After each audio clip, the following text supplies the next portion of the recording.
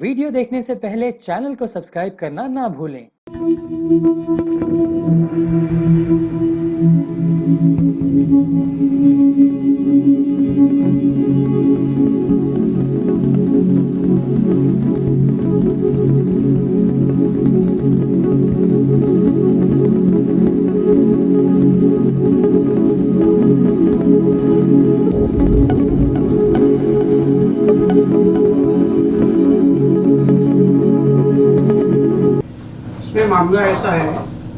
इसमें मामला ऐसा है कि हमने ये एफआईआर जो फाइल किया है वो एक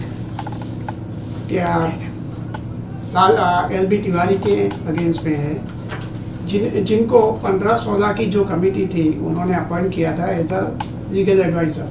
हालांकि लीगल एडवाइज़र बिंदु तिवारी एंड एसोसिएट का था, मगर उनके बिहाफ पे वो हमारे यहाँ एडवोकेट का काम कर रहे थे और उनके पास ना तो कोई सर्टिफिकेट था, ना एडवोकेसी का कोई एग्ज़ाम दिया था, ना रजिस्ट्रेशन था, और फिर भी वो उसके एज ए एडवोकेट काम कर रहे थे और उसकी तनख्वाह वगैरह अपने नाम से या अपने भतीजे के नाम से ले रहे थे।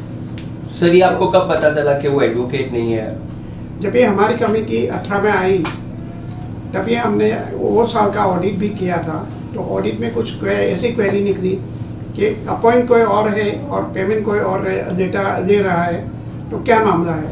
तो उसके बारे में फिर हमको मालूम पड़ा कि ये एडवोकेट ना होते हुए भी अपने हिसाब से तनख्वाह दे रहा था, और ये बात हमने हमारे एजीएम में डिस्कस की, और एजीएम में हमको जनरल बॉडी ने बताया कि भाई अगर ऐसा है कि वो एडवोकेट नहीं है और एडवोकेट का पैसा लिया है और कुछ भी काम नहीं किया, हर एक केस उसने जो फाइल किया वो सब में वो हारा हुआ है, तो आप उसके अगेंस्ट में लीगल एक्शन लो। और फर्दर उसने क्या किया कि कन्वेंस का भी उसने पैसा दिया और उसमें काम नहीं किया था, जो करीब 42 लाख के करीब जाता है। सैलरी 42 लाख की है कन्वेंस का साथ। तो जाहिद जी, आप क्या कहोगे? आप रघुलीला मॉल के आप सेक्रेटरी हो सर, क्या पूरा मामला है ये?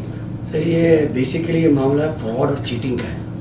ये फ्रॉड ऐसे है कि 2018 में जैसे चेयरमैन सर ने बताया कि he was appointed as a legal adviser, but when we check the appointment we found that the legal adviser was Bindu Tiwari and associate, and he was working as an assignee for the Bindu Tiwari as the legal adviser.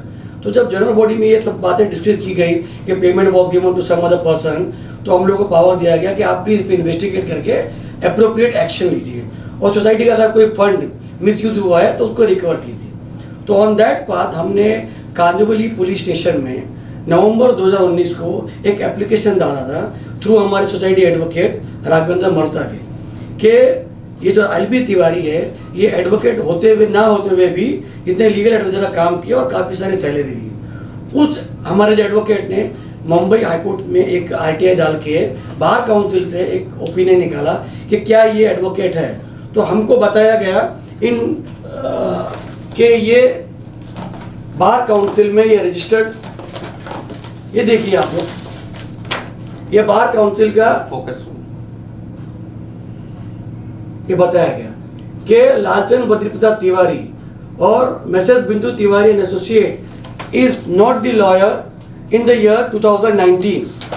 तो जब हमको ये पता लगा कि ये lawyer ना होते हुए भी लीगल एडवाइस कर रहे थे, तो जब हमने और कुछ छानबीन की, हमने रजिस्टर ऑफिस में भी हमारे खिलाफ काफ़ी सारे फ्रॉड फौज केसेस करता था, तो हमने वहाँ पर भी एक आरटीआई डाला और गवर्नमेंट से पूछा कि क्या ये ऐसे ही कोई मामला और कहीं पर कर रहा है एडवोकेट बन के। तो हमको वहाँ पर भी पता चला कि ये रजिस्टर ऑफिस में भी अपने आप को एडवोकेट बता के कई सोसाइटियों में, जो मैं आपको भी ये कुछ लीगल मैटर्स की वजह से I can not show you that this thing, उन्होंने वहाँ भी किया हुआ है। ये सब चीज़ें हमने जमा करके एक एप्लीकेशन के द्वारा कांदिवली पुलिस स्टेशन को दिया और कहा कि अगर ये फ्रॉड है और सोसाइटी को ठगी गई है तो आप में इन्वेस्टिगेशन कीजिए और सोसाइटी को न्याय दिलाइए। हमारे 42 lakh rupees as a salary he was withdrawing around 1 lakh for 1 year and then he was given 1,25,000 पर month. Sir, a person who is not an advocate was paying 1,25,000। तो हमने कांदोली पुलिस स्टेशन में ये दिखाया। अब कांदोली पुलिस स्टेशन ने इसको 1.5 साल लगाया इस FIR को रजिस्टर करने के लिए। काफ़ी छानबीन करने के बाद उन्होंने फिर ये FIR 19 तारीख को रजिस्टर किया। मेरा ये मकसद आज प्रेस कॉन्फ्रेंस करने का सिर्फ और सिर्फ एक ही है कि जो मुंबई पुलिस ने जो एक मामला दर्ज किया है, ये मेरा कहना ये है कि ये लोग एक सोसाइटी को नहीं फ्रॉड किए होंगे, हमारी सोसाइटी नहीं होगी, ऐसी कितनी सोसाइटी होगी जहाँ पर ये लीगल बन के फ्रॉड किया होगा, जिसका खुलासा मुंबई पुलिस को करना ज़रूरी है। और ये मेरी मांग है मुंबई पुलिस से कि इसके ऊपर जल्द से जल्द इन्वेस्टिगेट किए जाए, इसको सख्ती से पूछा जाए ताकि ये सब कुछ बयान पेपर में आए और रिकॉर्ड में आए और हमको न्याय मिले और काफ़ी जो सोसाइटी जो इस जालसाज में फंस सकती है वो बचे। मेरा ये कहना। उसी तरह हमारे कमेटी मेंबर है मिस्टर सुदीप पुरकिया जी, ये भी कुछ कहना चाहेंगे। और सर लेकिन एक और सवाल था आपसे, आपने एक कुछ उन पे और कोई लीगल केस हुआ है, कोई मॉल की लेडी ने उन पे केस किया, वो क्या मामला है? उसमें आप प्राइम विटनेस हो। इस मामले से काफ़ी अलग है मामला। वो 2017 में एक लेडी की में उन पे मॉलेस्टेशन का केस हुआ था, उसमें मैं प्राइम विटनेस के तौर पे मैंने गवाही दी थी। तो यही कारण होगा उनका जो हमारे ऊपर एलिगेशन पे एलिगेशन करना और गलत चीज़ें करना, काफ़ी केस करना रजिस्ट्रार में, जो कि हमारे पक्ष में सारे के सारे केस हमारे पक्ष में आए हैं और आते रहे, क्योंकि हम लोग सच है और सच के साथ में ऊपर वाला भी है और मुंबई पुलिस भी है। कमेटी मेंबर्स, आपका क्या कहना है पूरे इस मुद्दे पे? देखिए, मेरा ये कहना है कि भले हम लोग एक सोसाइटी की बात कर रहे हैं, लेकिन ये सोसाइटी का साथ कम से कम 10,000 आदमी जुड़े हुए हैं उनका रोजी रोटी लेके। तो आज का टाइम में ये ज़्यादातर आदमी काफ़ी छोटा मतलब बिजनेसमैन है, उनका कमाई का पैसा मेंटेनेंस में उन्होंने डाला है मॉल को चालू रखने के लिए। और 2015 या जो पीरियड में ये लोग थे वो टाइम में मॉल बंद का कतार पर आ गए थे, उसीलिए हमारा नया कमेटी एक्चुअली फॉर्म हुआ है। और वही टाइम में हम लोग देखे कि बहुत सारे पैसा का हेराफेरी हुआ है जिसका कोई हिसाब नहीं है। और उसीलिए ये मुद्दा आया है कि जब हम लोग AGM में गए और सबको बताया कि एक HUF होके भी कंसल्टेंसी कर रहे हैं, जब अजीब सा चीज ट्रांजैक्शन हो रहा है, कोई आदमी दूसरा आदमी का नाम से पैसा ले रहे हैं, तो ये चीज सिर्फ और सिर्फ ऑडिट पॉइंट नहीं थे, सब लोग मेंबर का भी पॉइंट था कि कैसे ये सब हो सकता है। तभी जाके ये चीज हम लोग को पता लगा कि ये आदमी एक्चुअली एडवोकेट ही नहीं है, लेकिन अपने आप को एडवोकेट बोल के सबको घुमा रहे थे। तो एक बात ऑब्वियस है, हमारा AGM ने भी हम लोग को ऑथराइज किया है कि इसका ऊपर कार्रवाई किया जाए, लेकिन अनफॉर्चुनेटली हम लोग काफ़ी दिन हो गया ये केस को प्रेजेंट ठीक से नहीं कर पाए। और हमको पता नहीं है, पुलिस भी काफ़ी टाइम ले लिए इसको रजिस्टर करने के लिए, शायद कोरोना का लॉकडाउन भी एक इशू हो सकता है। लेकिन देखिए, कम से कम एक तो होना ही चाहिए था कि इसका ऐसा टाइप का जो ट्रांजैक्शन होते हैं उसका लिए तो एक प्रोटेस्ट होना बहुत जरूरी है, तो वही हम लोग किए हैं। अच्छा सर, अगर बात करें तो कमेटी आपकी जब बनी है तब आपने कमेटी ने जो डिसीजन लिया होगा, तो इस मीटिंग में उसको बुलाया गया था, फेस किया गया था, किस तरह का मीटिंग हुआ था ये? यस, जनरल बॉडी में भी वो आए थे और उन्होंने ऑडिटर पर ही क्वेश्चन कर दिया।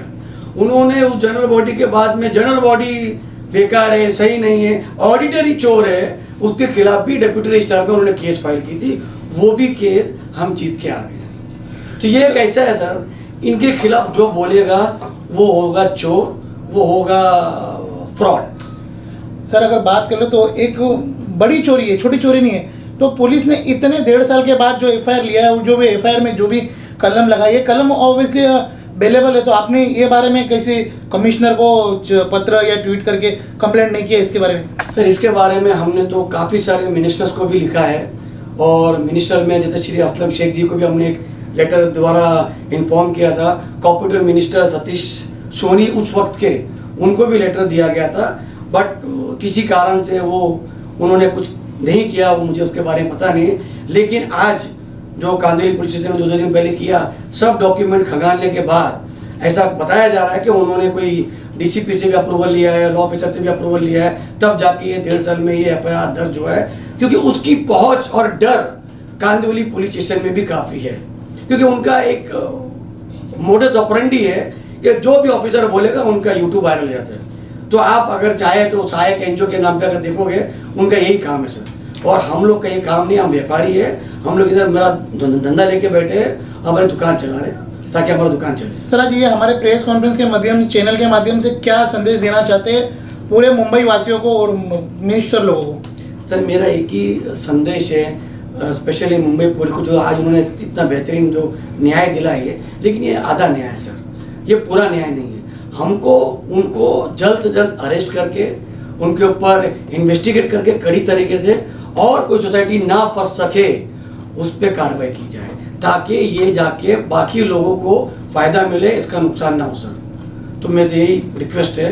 इवन मैं चाहूँगा कि मिनिस्टर सर थे, जो कोऑपरेटिव मिनिस्टर है, मेरे ख्याल से बाबा साहेब पाटिल साहब मिनिस्टर है, ताकि अगर वो भी इनमें कुछ हमारी मदद कर सके ये फ्रॉड को उजागर करने में, तो हमारा बहुत आभारी हो गया हम उनके लिए।